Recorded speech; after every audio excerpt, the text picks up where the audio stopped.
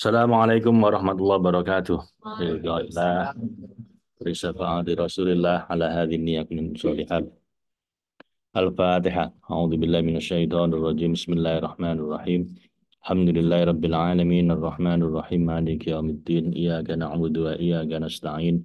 Ihdinas siratal mustaqim siratal ladzina an'amta 'alaihim ghairil maghdubi 'alaihim waladdallin. Amin.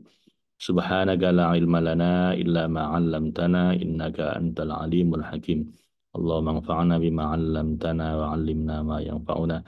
Raditu billahi rabba bil islami dina bi Muhammadin nabiyya wa rasula. Rabbi zidni ilma warzuqni fahma. Kita masuk surat Yusuf ayat ke-58 Bapak Ibu yang pegang tafsirnya. Jilid kedua ayat halaman 481. 481.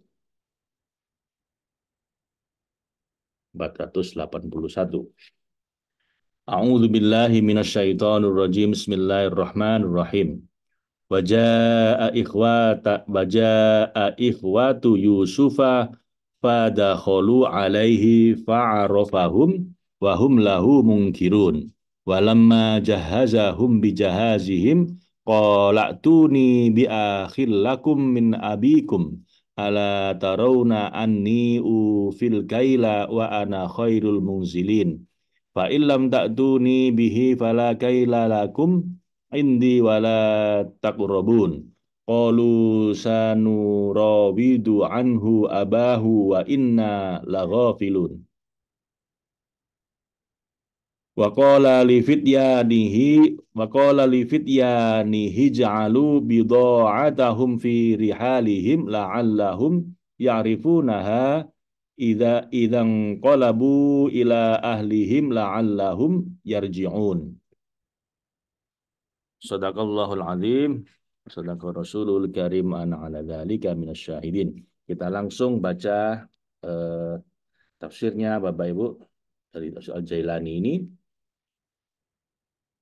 Wajaa ikhwatu Yusufa, dan ketika raja telah mengukuhkan Nabi Yusuf alaihissalam sebagai perdana menterinya dan menyerahinya urusan pengaturan kerajaan dan pengurusan hajat hidup penduduk dan sumber kehidupan mereka, seperti memperbanyak hasil panen hingga masuk masa paceklik, dan pada saat itu gudang-gudang mereka telah dipenuhi berbagai biji-bijian. Kemudian ketika paceklik telah mencengkeram negeri Mesir dan Syam, dan kesusahan telah merambah seluruh penjuru negeri, banyak orang terpaksa mengetuk pintu sang pembesar kerajaan yaitu Yusuf untuk mendapatkan sesuatu yang menyokong kebutuhan mereka. Karena itu datanglah saudara-saudara Nabi Yusuf dari Kanaan untuk memohon bantuan. Fadakhulu alaihi, lalu mereka semua saudaranya yang datang itu masuk menemuinya. Fa'arafahum, maka Yusuf segera mengenal mereka dan bertanya pada mereka tentang negeri asal dan keperluan mereka. Mereka pun berkata, kami adalah putra-putra Yakub. Kami tertimpa paceklik dan terdesak untuk datang memohon bantuan pangan atas kebaikan Tuan Paduka yang tak kami dapat peroleh dari orang lain. Kemudian Yusuf bertanya pada mereka, kamu semua adalah anak dari satu orang laki-laki? Mereka menjawab, ya, ayah kami memiliki 12 anak. 10 dari seorang istri dan 2 anak dari istri lainnya. Kami yang 10 itu, sedangkan 1 dari kedua anak telah meninggal di padang pasir, dan 1 anak lagi bersama ayah kami menemaninya dan menghalau rasa rindu terhadap anaknya yang telah meninggal itu, karena dialah putra tercinta dan tersayangnya. Wahum lahu mungkirun, sedangkan mereka dalam waktu yang lama bercengkrama dan duduk-duduk bersama Yusuf, tidak mengenal lagi kepada Yusuf. Mereka tidak mengetahui dan tidak menyadari bagaimana mungkin mereka dapat mengenalnya. Walamma jahazahum bijahazihim, dan tatkala para pelayan menyiapkan untuk mereka atas izin sang pembesar bahan makanan mereka dan menyiapkan barang bawaan mereka, lalu mereka bersiap untuk pergi dan menemui sang pembesar untuk pamit. Qala qala tuni bi akhil lakum min abikum. Nabi Yusuf pun berkata kepada mereka, bawalah padaku saudara kamu yang seayat denganmu, yaitu Bunyamin, untuk menunjukkan kejujuranmu dan kebaikan tabiatmu. bi akhil lakum min abikum ala tarawna inni ufil kaila wa ana khairul munzilin. Tidakkah kamu melihat bahwa aku menyempurnakan timbangan dan memenuhinya untukmu dan aku adalah sebaik-baik penerima tamu, yaitu menjamu kamu dengan baik sebagai tamu di samping aku memperlakukan kamu dengan baik. Bukankah demikian? Fa illam ta'tuni bihi fala kaila lakum indi wala taqurrabun. Jika kamu tidak membawa adikmu itu, saudaramu itu, Bunyamin padaku, kamu tidak akan mendapat bagian lagi dariku. Yakni ketahuilah tidak ada bahan makan untukmu dariku pada kemudian hari. Dan janganlah kamu mendekatiku lagi. Serta jangan pernah memasuki negeriku, karena saat itu kamu termasuk dalam para pendusta. Mendengar ancamannya, mereka sadar bahwa jika mereka tidak membawa serta saudara mereka Bunyamin, tidak ada jatah pangan lagi untuk mereka dari sang pembesar dan tidak mau menerima mereka kembali. Lalu bagaimana mungkin dia akan memperlakukan dan menjamu mereka dengan baik?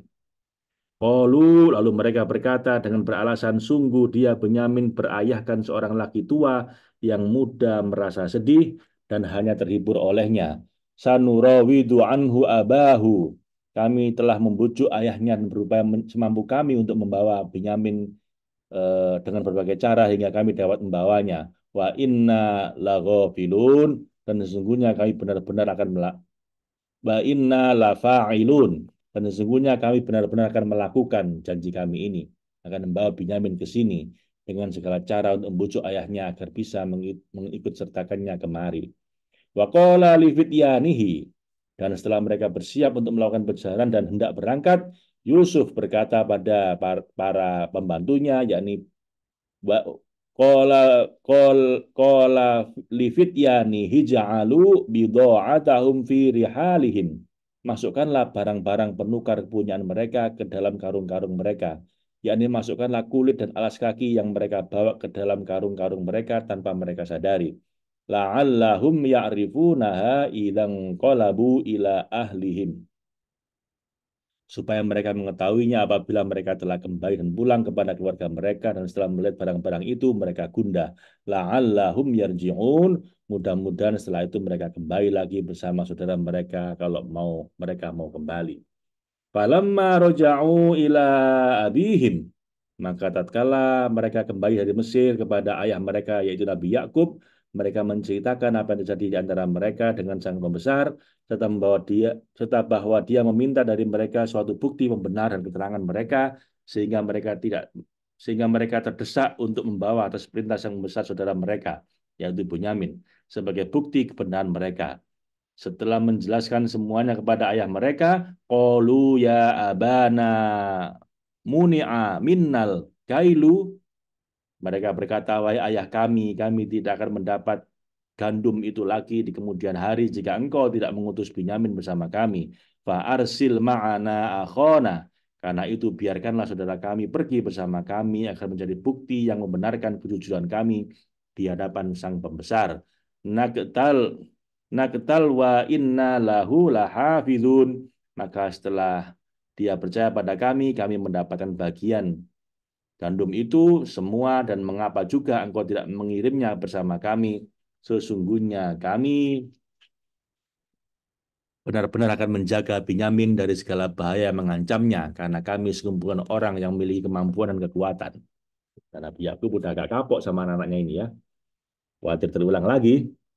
Oh, Nabi Yakub berkata, qala hal amanukum alaihi illa kama amintukum ala akhihi min qabl. Nabi Yakub berkata kepada mereka dengan nada sedih, bagaimana aku akan mempercayakan Binyamin pada kamu dan menjadikan kamu pelindungnya, padahal dulu aku pun telah mempercayakan saudaranya Binyamin yaitu Yusuf padamu. Wallahu khairun hafidho, dan sesungguhnya Allah lah yang maha menguasai hamba-hambanya dalam segala keadaan, dialah sebaik-baik penjaga. Wa huwa arhamur rahimin, dialah sebaik-baik penjaga dan pengayom dan pelindung, dan dia pula zat yang maha penyayang di antara semua penyayang. Karena kasih sayang semua makhluk berasal darinya, sebab dialah sang maha pengasih sejati, dan kasih selainnya adalah cabang dari kasihnya. Jadi kepercayaan itu nggak bisa diminta ya, teman-teman. Kepercayaan itu didapatkan. Jadi earn, jadi didapatkan, bukan ask, bukan diminta. Udah kamu percaya sama aku. Nah, kalau ngomong gitu itu biasanya susah dipercaya ya. Ini percaya sama saya, Abah. Loh, kamu bilang aku percaya Yusuf, kamu khianat. Sekarang anakku tinggal satu ini yang saudara Yusuf, kamu minta juga gitu. Tapi beliau ini tawakal pada Allah ya, karena Nabi itu dapat wahyu. Jadi pokoknya kasihkan ya, sudah dikasihkan. Wallahu khairun hafidho wa huwa arhamur rahimin. Dialah sebaik-baik penjaga dan dialah sebaik-baik penyayang. Setelah merayu ayah mereka dan memelas kepadanya untuk mengirim saudara mereka Binyamin, dan mereka melihat ketidakridhoan ayah mereka untuk mengirimnya, mereka keluar dengan perasaan sedih. Falamma fatahu mata'ahum wajadu bidha'atahum. Tatkala mereka membuka barang-barang mereka yang mereka bawa, mereka menemukan barang-barang mereka yang mereka gunakan sebagai penukar bahan pangan dikembalikan pada mereka. Jadi tanya ini barter. Gandum ditukar dengan barang-barang dari mereka. Tapi nyatanya sama Nabi Yusuf, gandumnya dikasih, barang-barangnya pun dikembalikan. Ya, jadi barter dikasih gratis. Ruddats ilaihim, dikembalikan pada mereka. Mereka semakin sedih, kemudian mereka kembali menemui ayah mereka seraya mengadukan hal tersebut. Qalu ya abana. Mereka berkata, wahai ayah kami yakin kami tidak akan diberi jatah bahan pangan jika kami kembali. Mana beri, apalagi jika yang kita inginkan, serta apa yang harus kita lakukan dan atur, hadhihi bidha'atuna ruddats ilaina. Ini barang-barang kita sudah dikembalikan sama sang pembesar tadi tanpa kami ketahui sebelum kami membukanya hari ini. Karena itu kami yakin kami tidak akan diberi lagi jika kami kembali tanpa membawa saudara kami. Sebab kami akan jadi termasuk dalam para pembohong yang hina di hadapan para pembesar. Kami di hadapan sang pembesar tadi, Nabi Yusuf. Kami mohon padamu, ayah, atas kemuliaan kebaikanmu, hendaklah engkau mengirim saudara kami agar sang pembesar mempercayai kami. Wa namiru ahlana wa nahfaz akhona. Dan setelah dia mempercayai kami akan dapat memberi makan dan membawa hadiah-hadiah darinya kepada keluarga kami, yakni untuk mereka. Dan kami akan menjaga saudara kami saat pergi dan pulang. Wa nazdadu kaila ba'ir. Serta kita akan mendapatkan tambahan gandum dengan sebab itu seberat muatan seekor onta, yakni seberat muatan yang dapat dibawa oleh seekor onta. Karena di antara kebiasaan sang membesar ialah membawakan setiap orang dari kita bahan pangan sebesar pokoknya untanya kuat bawa itu ya sudah kasih sebanyak itu. Adapun bahan pangan yang telah kami bawa itu dalika kailu yasir adalah cuman sebagian kecil, sangat sedikit, tidak cukup untuk kebutuhan kami hingga waktu paceklik berlalu jika kita tidak kembali minta bantuan pada sang pembesar. Mereka terus merayu ayah mereka dan memohon untuk permintaan mereka. Qala lan ursilahu ma'akum hatta tu'tuni mauthiqam minallah. Aku sekali-kali tidak akan melepaskan anakku Binyamin, saudaranya Yusuf ini, pergi bersama kalian semua, walaupun kamu telah janji teguh atas nama Allah, yakni sumpah yang aku percaya dan dapat aku jadikan sandaran. Oh, sebelum kamu berjanji atas nama Allah dengan sumpah yang aku percaya dan aku dapat jadikan sandaran. La ta'tunnani bihi illa ayyuhata bikum, bahwa kamu akan benar-benar membawanya kembali padaku tanpa diingkari sama sekali, kecuali jika kamu dikepung oleh seorang serangan musuh atau bencana lainnya. Falamma atahu mautsiqahum, tatkala terdesak untuk memenuhi permintaan ayah mereka, mereka memberikan janji kepada Nabi Yakub pun ridho, dan Nabi Yakub pun ridho mengikut sertakan Binyamin dengan mereka sebagai tindakan darurat. Qalallahu ala ma naqulu wakil. Nabi Yakub pun berkata untuk menegaskan dan menekankan serta menyerahkan urusan kepada Tuhannya. Allah lah yang maha melihat semua keadaan hambanya, adalah saksi yang maha mengawasi dan menjaga terhadap apa yang kita ucapkan dan apa yang terjadi di antara kita. Dia memperlakukan kita selaras dengan ilmu dan ketelitiannya. Setelah Nabi Yakub merelakan kepergian Benyamin bersama mereka, mereka pun bersiap berangkat. Yakub alaihissalam berpesan pada putra-putranya untuk berpencar saat memasuki Mesir dan tidak memasukinya secara bergerombol. Dia khawatir mereka akan terkena serangan Ain karena mereka berwajah elok dan gagah. Orang-orang akan takjub bila mereka berjalan beriringan. Oh, jadi ini sekeluarga ganteng semua ya. Kayak keluarga apa? Saya Atalariksa, Atar saya. Beda ibu ya. Isinya dua beda ibu. Tapi ganteng semua. Jadi kamu jangan bergerombol dalam rombongan orang ganteng semua gitu. Orang nanti apa?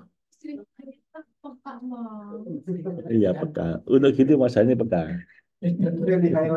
Wa qala ya baniya la tadkhulu min babi wahidin.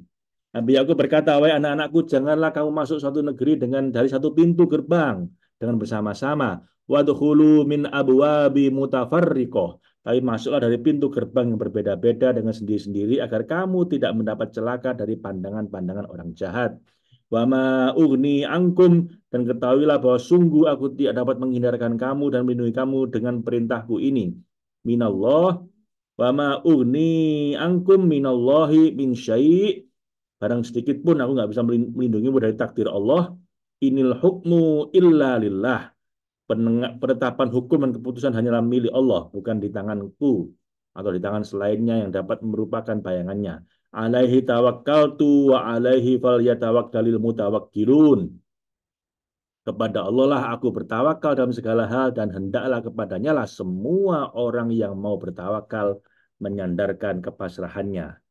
Hanya kepadanya lah kita harusnya berpasrah diri.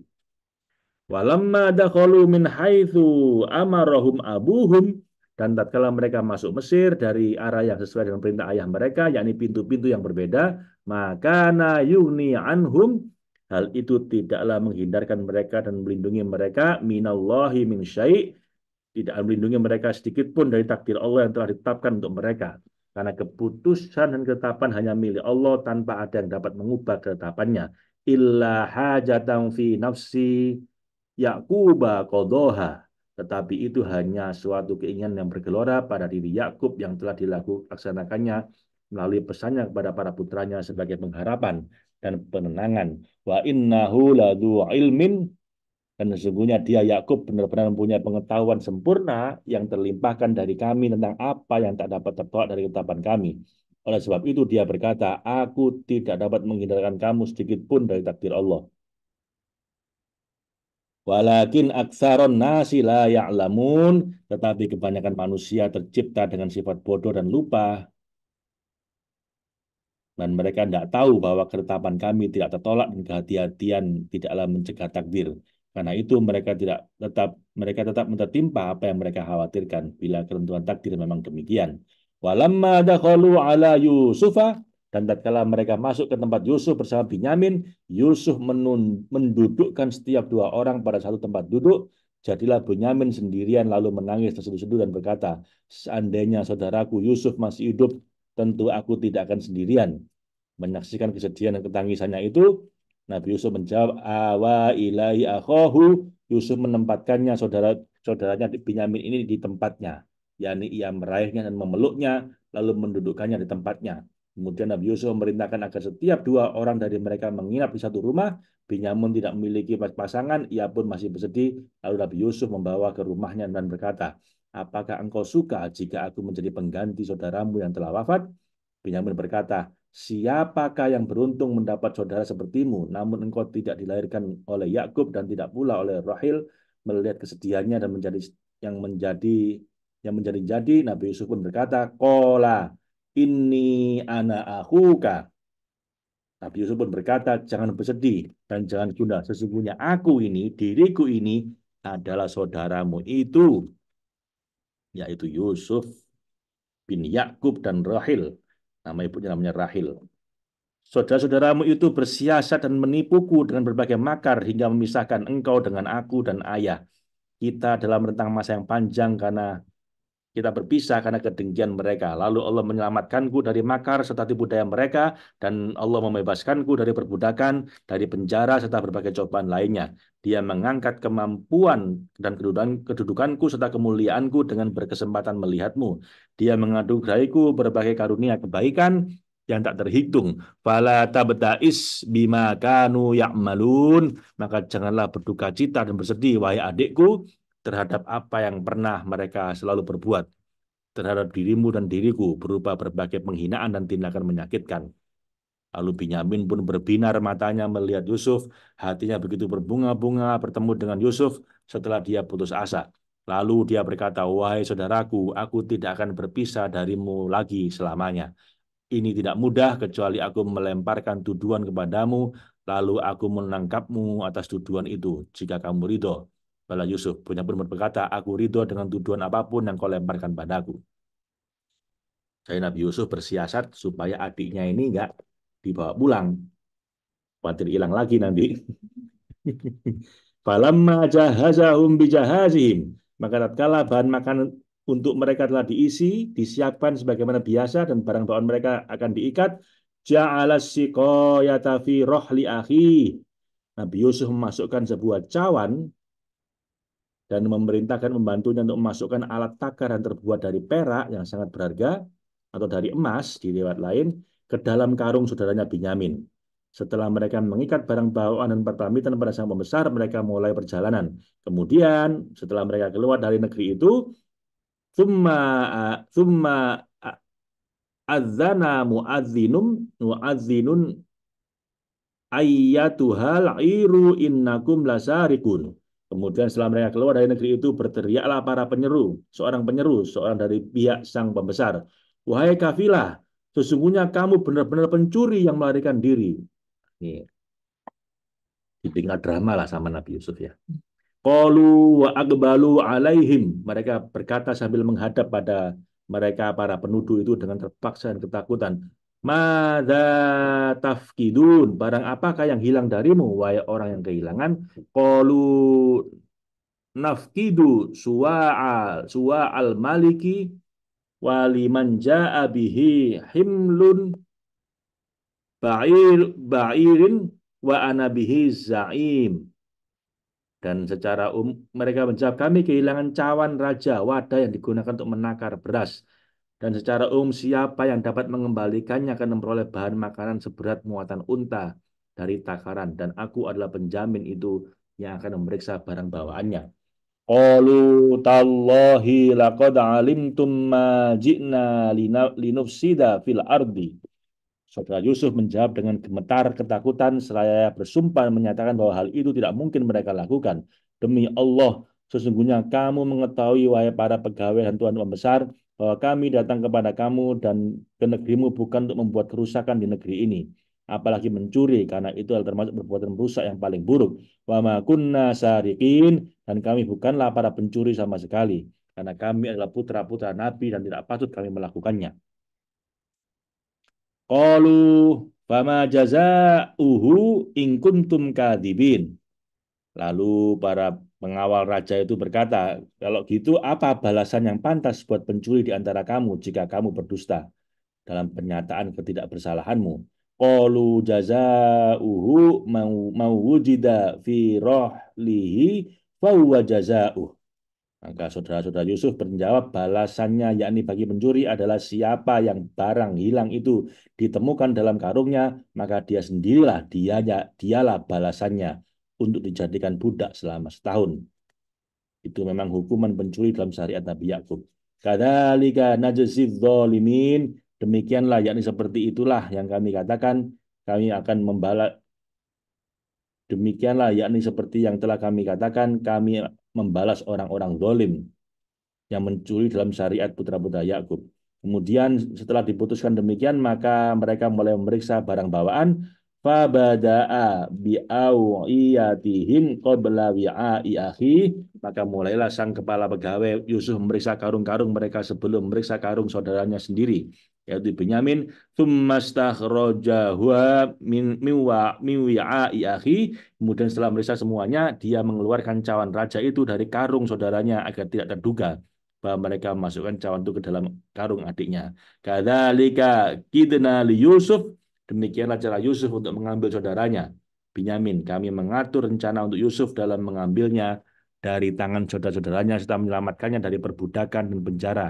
Dan kami juga mengatur rencana untuknya saat ia mengambil adiknya dari saudara-saudaranya melalui pernyataan mereka sendiri. Jadi Nabi Yusuf ini nggak ngawur, bikin drama kayak gitu tuh atas wahyunya Allah ya, supaya adiknya nggak dibunuh sama saudara-saudara yang lain. Karena makana liya'khudha akhahu fi dinil malik. Yusuf tidak dapat menghukum saudaranya dengan tuduhan mencuri menurut hukum raja, yaitu Raja Mesir. Dalam Undang-Undang Mesir, hukuman pencuri adalah cambuk dan pengambilan hartanya sejumlah kelipatan yang dicurinya. Illa ayyasha Allah, kecuali Allah menghendaki hukum khusus dalam aturan Raja Mesir, lalu mengilhamkannya pada Nabi Yusuf melalui kewenangannya dalam memutuskan masalah itu berdasarkan aturan nenek moyang atau raja tunduk pada dan memeluk agama nenek moyangnya seperti dapat dalam riwayat narfa'u darajatim man nasya, kami tinggikan derajat kedudukan dan tingkatan orang-orang yang kami kehendaki dan para hamba kami dengan menambahkan keutamaan, kesempurnaan hakikat dan marifat. Dan hal semacam itu tidak sulit bagi kami karena wa fauqa kulli dzi ilmin alim, karena setiap orang yang berpengetahuan ada yang lebih berpengetahuan lagi, yang lebih tinggi hingga tiada akhir. Karena itu tidak ada keputusan sama sekali pada berbagai tajali. Karena itu Allah berfirman, tidakkah panjang kerinduan orang-orang yang berbakti untuk bertemu denganku, yakni kerinduan padaku dan kepada tajalliku. Kemudian saat mereka menyaksikan dikeluarkannya cawan itu dari karung Bunyamin, mereka gemetar, ketakutan, dan amat sedih. Qalu in iyasrik faqad saroko ahul lahu min qabl. Mulai ngarang lagi nih, saudaranya. Tuh kan, jika dia anak hina ini mencuri, jangan heran. Karena itu kebiasaan saudaranya juga yang menurun padanya. Sungguh telah pernah mencuri pula seperti halnya dia, saudaranya, yakni kakaknya yang lebih tua. Sebelum ini pada masa kanak-kanaknya yang mereka maksud ialah Yusuf. Jadi saudara Nabi Yusuf bilang, oh dia pencurinya, oh ya wajar. Dulu saudara seibu dia juga mencuri, namanya Yusuf. Nah, yang dia bilang itu Nabi Yusuf. Nabi Yusuf udah gemes itu, pengen nempeling dah. Nggak tahu dia. Dikatakan bahwa Bibi Yusuf dari pihak ayahnya mewarisi selendang Ibrahim. Ia mengasuh Yusuf dan amat mencintainya. Saat Yusuf beranjak remaja, Yakub ingin melepaskan Yusuf dari bibinya. Namun bibinya tidak rela. Bibinya itu lalu mengikatkan selendang itu di bagian tengah tubuh Yusuf, lalu berpura-pura kehilangan selendangnya. Ia lalu mencari selendang itu yang mendapatnya terikat di tengah tubuh Yusuf. Mereka mengadakan peradilan dan jadilah bibinya lebih berhak atas diri Yusuf dalam aturan mereka.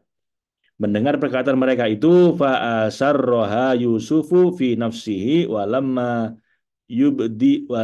yubdiha lahum, maka Yusuf pun kesel sama saudara-saudaranya ini, kurang ajar memang. Dulu mereka yang masuk ke dalam sumur lalu dituduh saya mencuri gitu kan.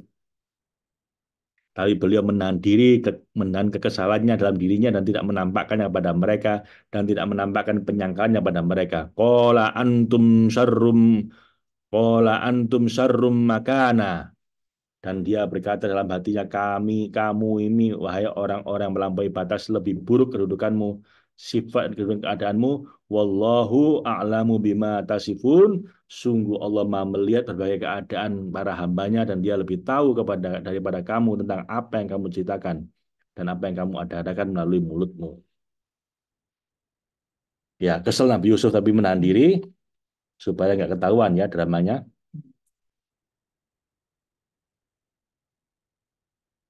Kemudian tatkala sang pembesar telah menyatakan akan mengambil saudaranya itu atas tujuan pencurian dan hendak menjadikannya budak selama setahun, qalu ya ayyuhal azizu an inna lahu abasaihun kabir.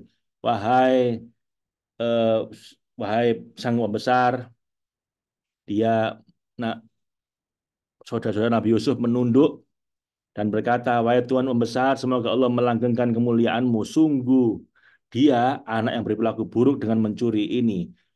Tapi masalahnya dia punya ayah yang sudah uzur, udah usia lanjut dan kedudukannya karena dia adalah salah satu dari para nabi yang telah sedih berkepanjangan karena kehilangan putranya. Hatinya terhibur dan kerinduan terobati melalui cintanya kepada anak yang melampaui batas ini. Selain itu kami telah bersumpah padanya dan menyetujui perjanjian bahwa kami akan kembali dengan anaknya ini. Fakhudhu fakhudh ah, fakhudh ahadana makana. Karena itu ambillah dengan kehormatan kebaikanmu salah seorang di antara kami sebagai penggantinya yang akan menggantikan Yusuf untuk melayanimu.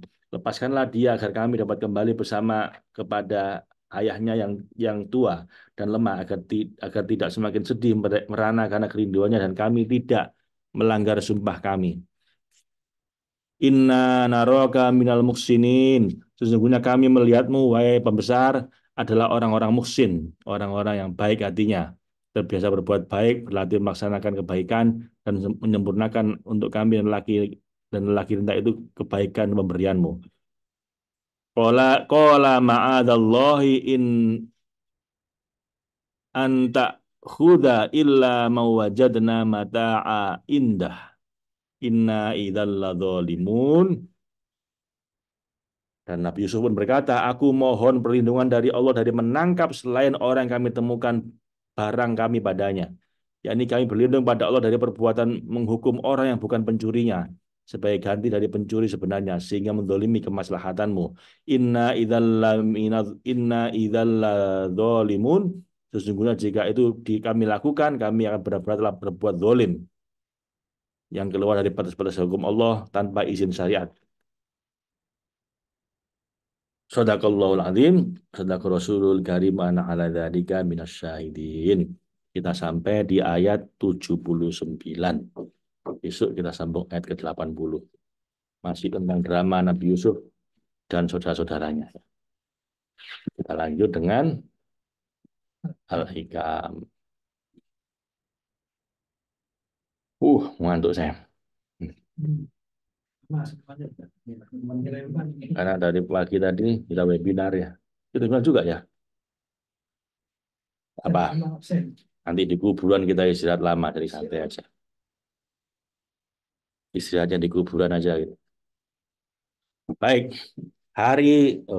ini sekarang Al-Hikam hikmah yang ke-10.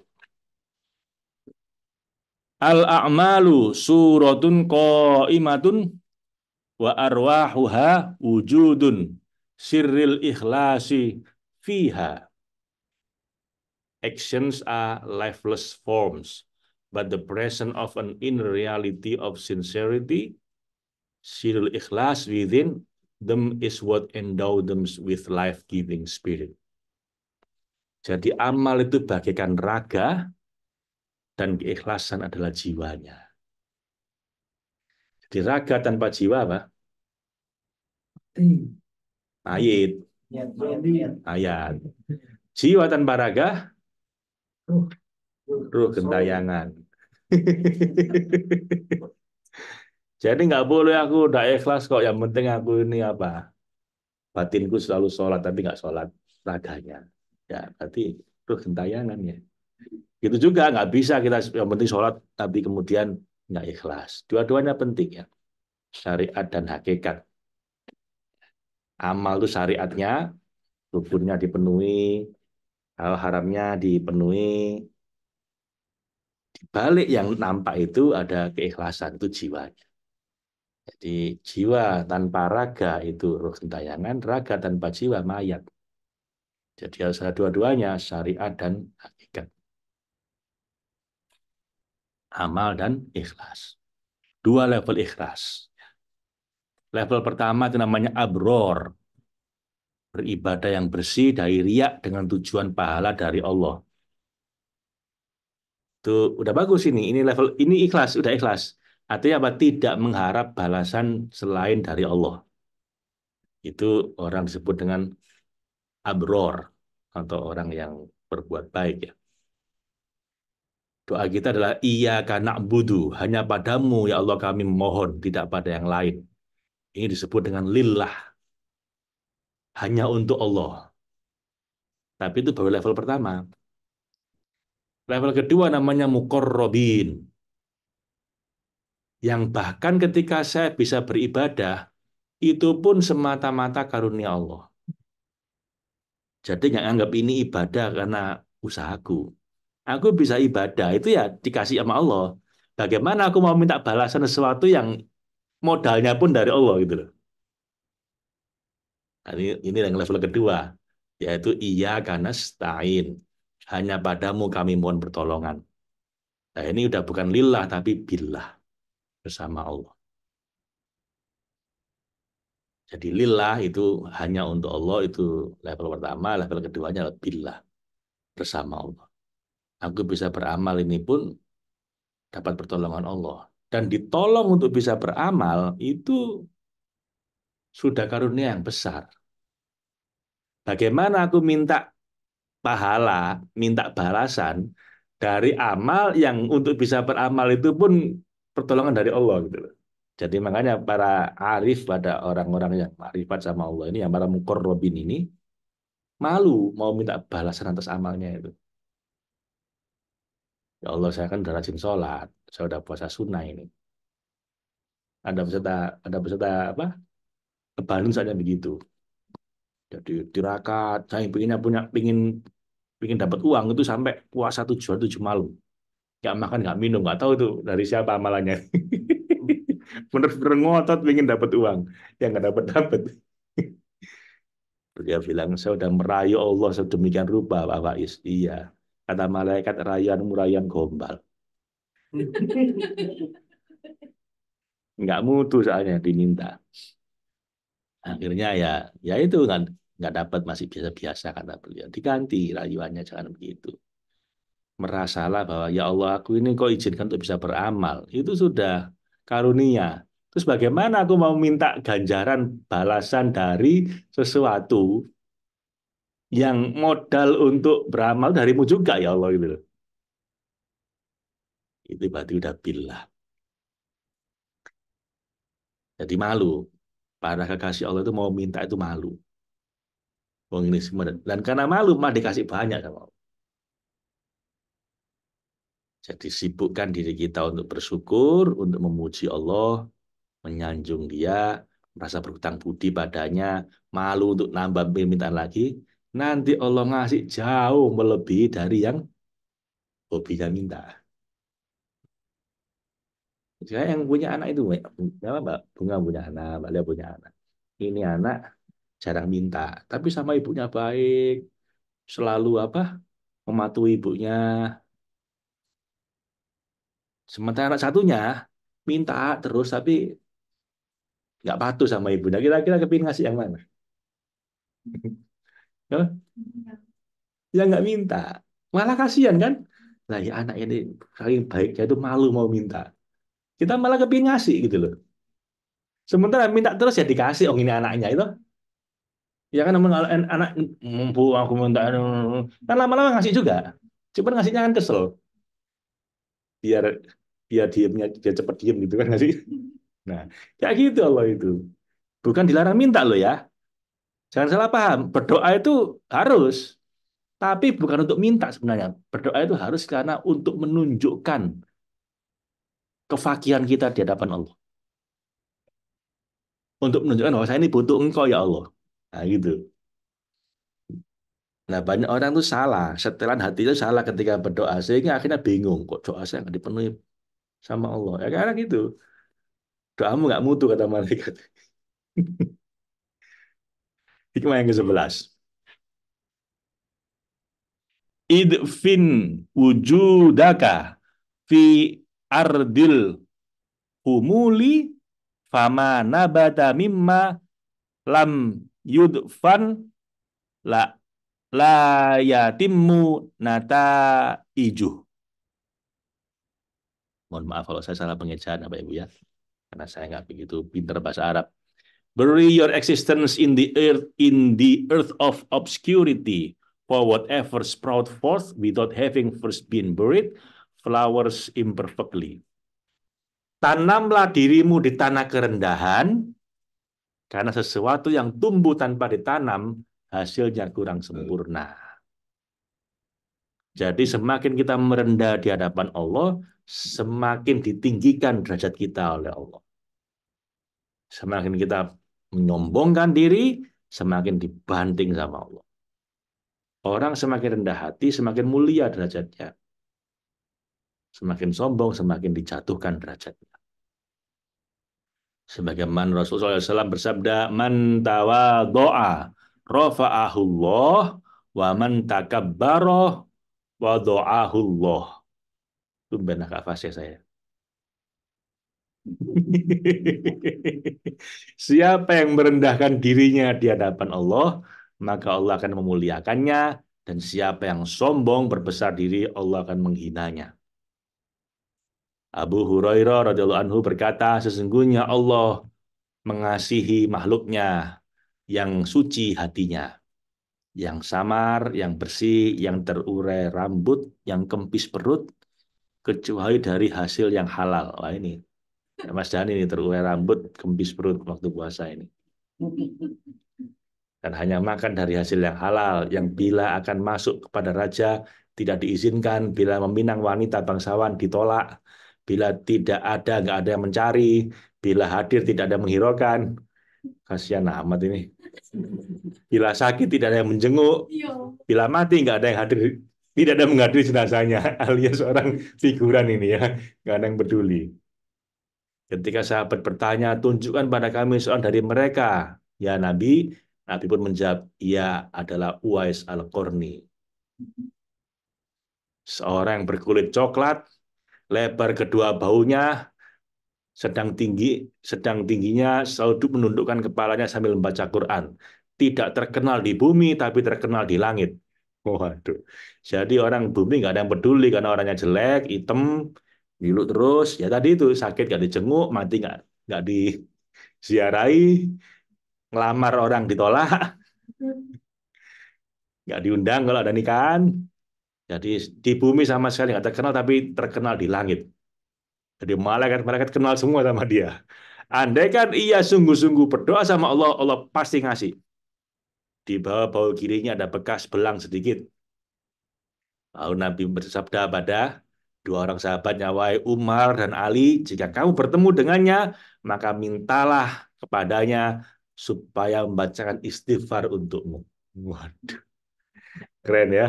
Bahkan dua sahabat utama beliau pun dipeseni, kalau ketemu sama dia, kamu minta dia bacakan istighfar untuk kamu. Padahal ini nggak terkenal orang ini, Uwais Al-Qarni ini. Lalu Abu Hurairah meriwayatkan ketika kami di majelis Rasulullah, tiba-tiba Rasulullah berkata, besok pagi akan ada seorang ahli surga yang sembahyang bersama kamu. Lalu Abu Hurairah berkata, aku berharap semoga akulah yang ditunjuk oleh Rasulullah. Maka pagi-pagi aku sembahyang di belakang Rasulullah dan tetap tinggal di majelis setelah semua orang pulang. Tiba-tiba ada seorang hamba, seorang budak hitam dengan baju compang-camping datang berjabat tangan dengan Rasulullah sambil berkata, ya Nabiullah, doakan semoga aku mati syahid. Maka Rasulullah pun berdoa, sedang kami mencium bau kasturi dari badannya. Kemudian aku bertanya, apakah orang itu ya Rasulullah? Nabi menjawab, iya benar, dialah seorang budak dari Bani Fulan. Abu Hurairah berkata, mengapa tidak engkau beli dan engkau merdekakan ya Rasulullah? Jawab Nabi, bagaimana aku akan dapat berbuat demikian bila Allah yang menjadikannya seorang raja di surga? Dia budak di dunia, tapi dia raja di surga. Justru dia jadi raja di surga itu karena dia jadi budak di dunia gitu. Nah itu kita lihat itu ya. Lalu Abu Hurairah berkata, sesungguhnya di surga itu ada raja dan orang-orang terkemuka. Dan ini adalah seorang raja dan yang terkemuka. Jadi di surga itu macam-macam. Kita semua mau surga insya Allah kan umat Nabi Muhammad. Tapi ada yang VIP, ada yang di emperan, ada bintang 5, ada yang kelas melati gitu kan. Tapi surga. Nah, kira-kira Mbak Lia gimana? Kalau Mas Hani yang penting masuk surga ya. Kalau nggak masuk neraka nggak apa-apa. Tetap dapat bidadari juga kata dia. Kalau dia emperan gitu.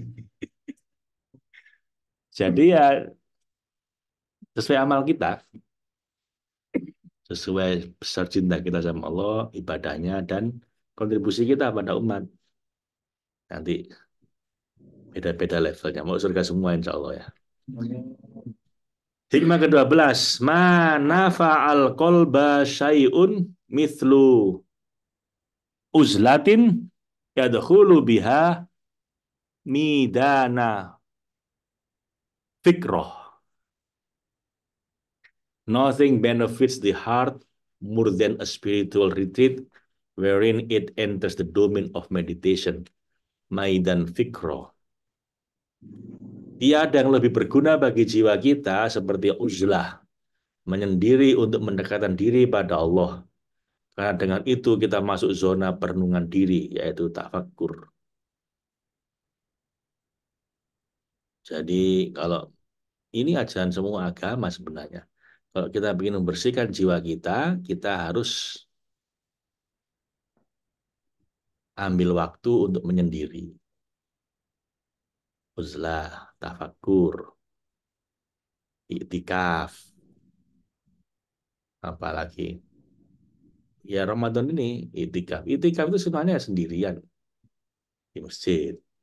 Jadi nggak pakai ceramah, zikir. Ya memang saatnya untuk tafakkur, untuk uzlah. Karena itu akan membersihkan jiwa kita. Sahal At-Tustari menyampaikan, sesungguhnya kebaikan itu terhimpun dari 4 keadaan yang dengan itu tercapai derajat kewalian menjadi kekasihnya Allah. Tentu saja setelah semua kewajiban taat pada Allah dipenuhi ya.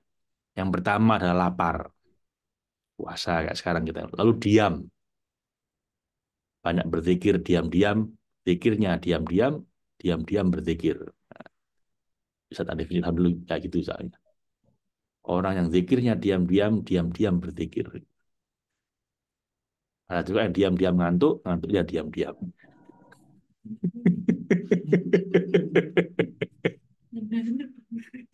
Yang ketiga adalah menyendiri ya, uzlah. Yang keempat bangun malam, ya mulai. 4 amal ini memang amalan untuk menghadap sendirian ke Allah, menjauh sejenak dari manusia lain, supaya kita membersihkan jiwa kita. Nah untuk alasan inilah, saya beberapa kali dibawa oleh guru saya ke hutan, untuk dilatih itu disuruh lapar, diam, menyendiri, bangun malam. Yang sebelum kita siap menghadapi orang banyak, kita harus menyendiri dulu bersama Allah.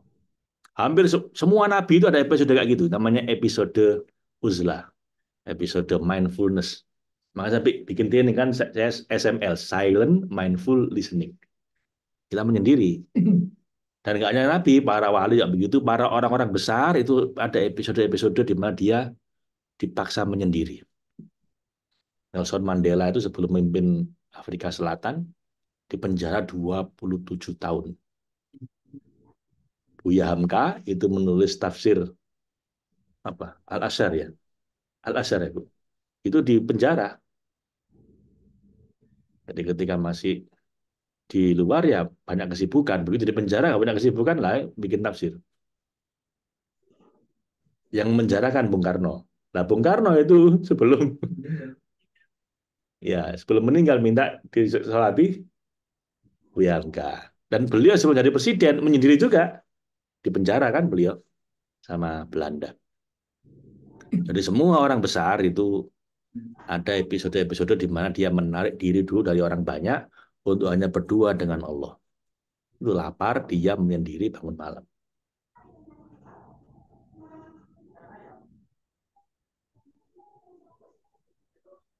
Nah, ini saya ngobrol tentang manfaat puasa ini. Karena kita sedang puasa kan, salah satunya lapar tadi ya. 5 manfaat puasa berdasarkan penelitian ilmiah.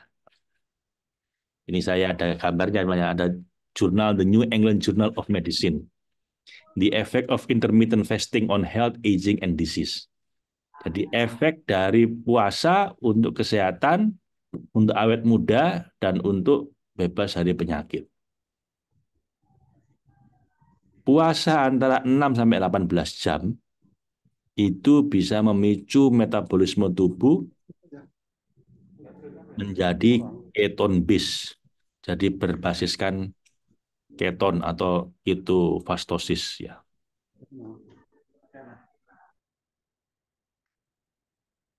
Kemudian akan membuat kita jadi lebih tahan terhadap stres. Jadi yang puasa ini mestinya nggak gampang stres, lebih panjang umur, dan lebih kuat menghadapi penyakit, termasuk kanker dan obesitas. Ya. Lalu ada juga surprising update dari Harvard Health Publishing, Harvard Medical School. Intinya adalah, jadi puasa, kata Dr. Deborah Wexler, direkturnya rumah sakit di Massachusetts, pusat diabetes, dan juga profesor di Sekolah Kedokteran Harvard. Beliau bilang, there is evidence to suggest that the circadian rhythm fasting approach, where meals are restricted to an 8 to 10 hours period of the daytime, is effective.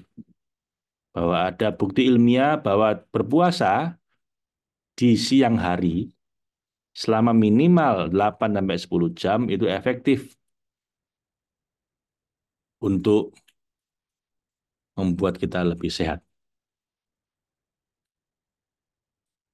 Nah, sekarang ini saat agar puasa lebih sehat dan lebih langsing.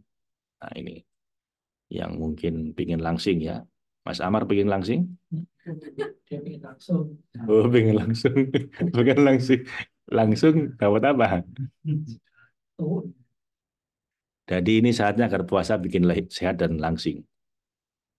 Avoid sugars and refined grains. Jadi hindari gula dan apa namanya? Gandum.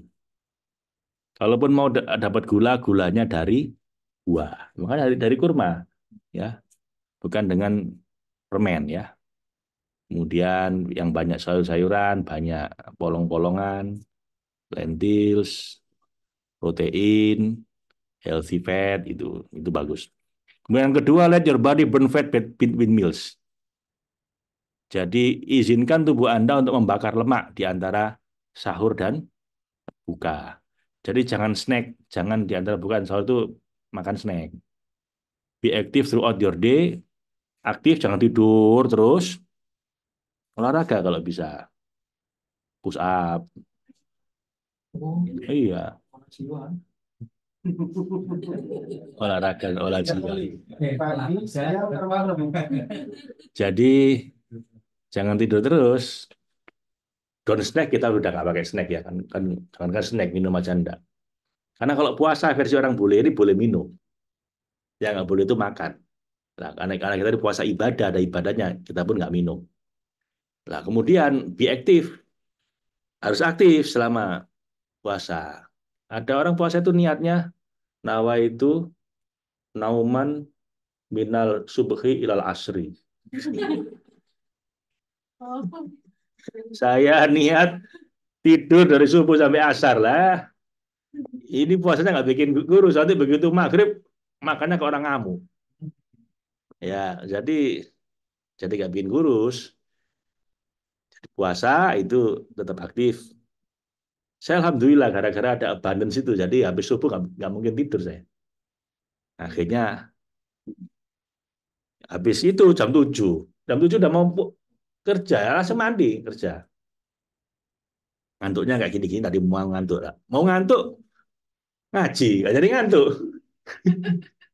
Nah ini habis ngaji mau tidur nggak bisa nyiapin nanti webinar malam. Ya praktis tidurnya habis webinar nanti. Itu. Tapi ya memang saya paksa diri saya untuk begitu. Kalau nggak begitu ya cenderung tidur.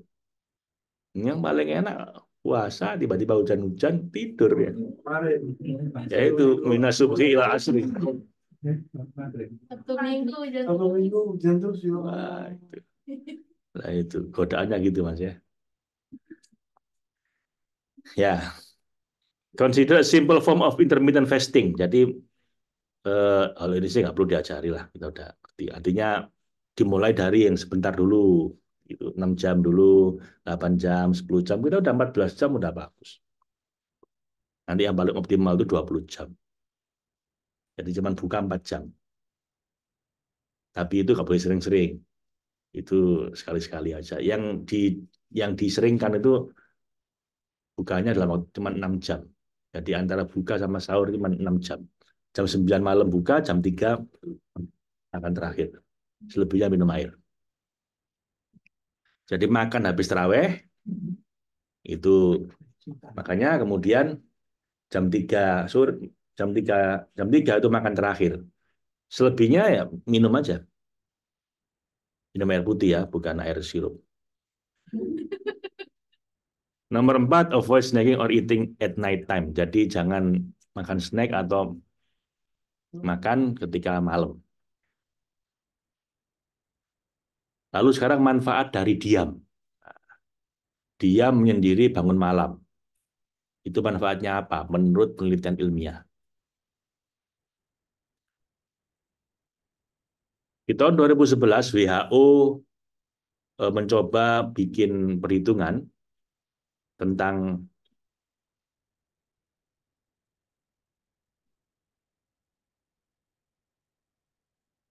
tentang apa? Efek dari kebisingan.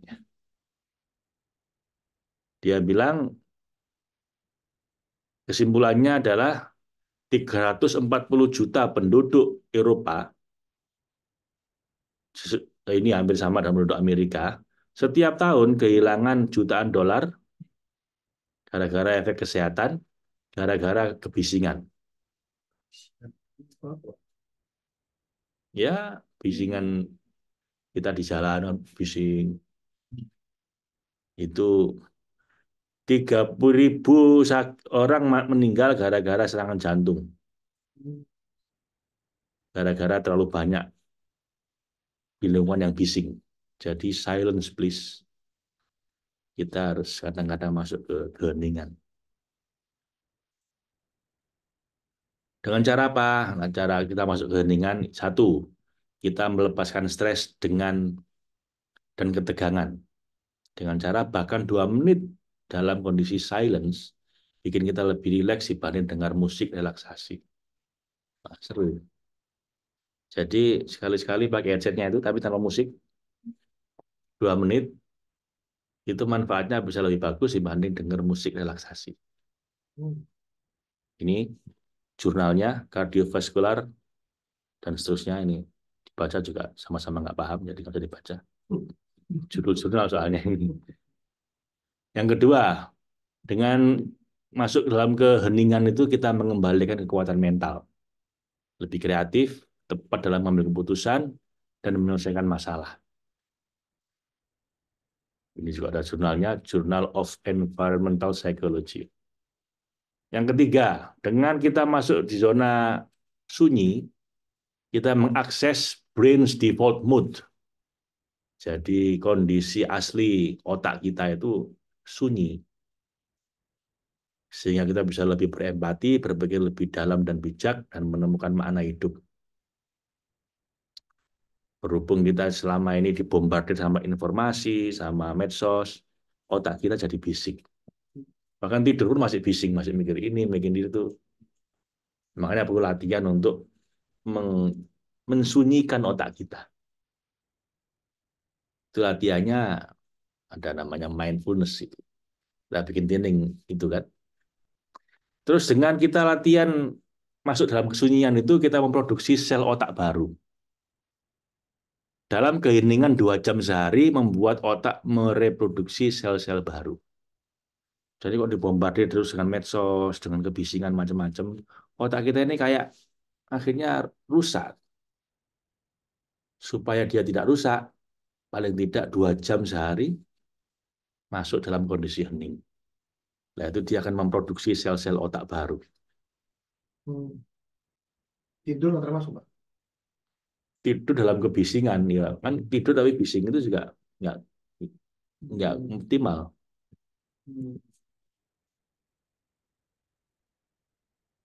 There are 2 hours of silence per day from cell development in the hippocampus, the brain region related to the formation of memory involving the senses. Terutama bagian otak namanya hippocampus, itu bagian otak yang membangun ingatan. Makanya jadi mudah pikun kalau kita ini sering kena kebisingan.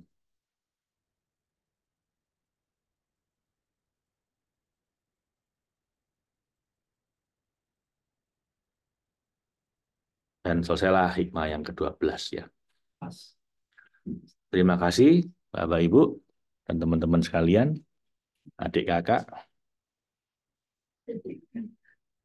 Kita ketemu lagi besok insya Allah. Kemarin Sabtu Minggu kita libur ya Bapak Ibu. Mohon maaf kenapa? Karena supaya teman-teman saya di sini ini nggak ketinggalan. Karena percuma nanti saya bilang, ayo ngaji, ada liburan. Ya tadi itu karena kemarin itu lagi hujan, paling pada tidur semua. Termasuk saya. Jadi ya termasuk saya juga ngantuk Bapak Ibu. Karena liburan ya, di libur 2 hari kemarin ya. Besok kita mau terus ngaji insya Allah. Insya Allah. Assalamualaikum warahmatullahi wabarakatuh.